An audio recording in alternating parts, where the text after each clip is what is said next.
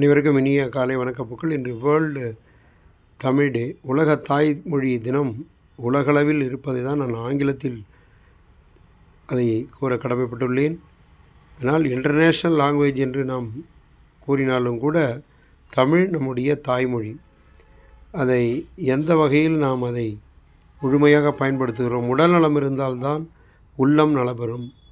உடலை வளர்க்க நாம் யோகாவும் உள்ளத்தை மேம்படுத்த தியானமும் மேற்கொள்வது நம்முடைய பாரம்பரியத்தினுடைய அசைக்க முடியாத சொத்து. சித்தர் காலத்தில், யோகியர் காலத்தில் தமிழர்களுடைய ஒரு தலை சிறந்த பண்பு உடல்நலம். அந்த வகையிலே 50 வயதில் நம் வலிமையாக இருக்க 30 வயதிலேருந்தே பின்பற்ற வேண்டும். ஹெல்த் இஸ் வெல்த் என்று ஃபிசிக்கல், மென்டல், சோஷியல் வெல்பீயிங் தான் ஹெல்த்து. உடலளவு, மன அளவு, சமூக நலனில் நம்முடைய பங்கு, இதுதான் ஒரு ஆரோக்கியம். அப்படி இருக்க ஆளி விதை நம்மளுடைய நினைவாற்றலையும், ஒமேகா 3 அதை அதிகப்படுத்த, மூட்டு ஆரோக்கியத்தையும், ஜாயிண்ட் பெயின்ஸ் இதெல்லாம் கிளியர் பண்ண நமக்கு ஆளி விதை. அடுத்ததாக கொக்கோ, நம்முடைய தசை வலிமை, மசில் ஸ்ட்ரென்த்தாக இருக்கிறதுக்கு அதில் சாக்லேட்ஸில் இருக்குது.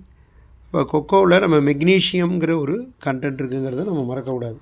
நெக்ஸ்ட்டு யோகட்டு, நோய் எதிரி, இம்யூனிட்டி பவர். அது ப்ரொஃபைட்டிக் என்று சொல்லக்கூடிய பாலில் இருக்கக்கூடிய அதை புளிப்ப வைப்பது யோகட் என்று சொல்லக்கூடிய உணவுப் பொருள்களானது நமக்கு செரிமான செயல்பாட்டுக்கு ரொம்ப உதவுகிறது. பால் பொருட்கள், எலும்பு ஆரோக்கியம், விட்டமின் D3 தெரியும்.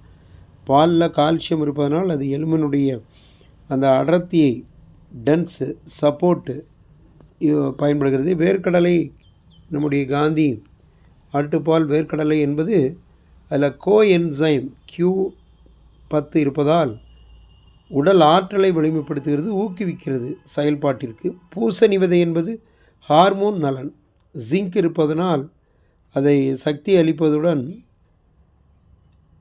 டெஸ்டிரோ ஹார்மோன் அளவை மெயின்டைன் பண்ணுறது. பூசணி விதைகள் நம்முடைய ஹார்மோனுடைய ஊக்குவிப்பதற்கும், எதிர்ப்பு சக்தி, இம்யூனிட்டி பவர்.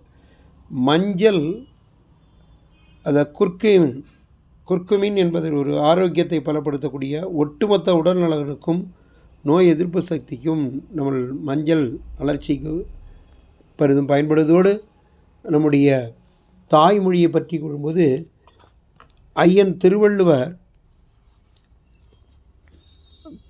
திருக்குறளிலே 1330 133 அதிகாரத்தில் எந்த இடத்திலும்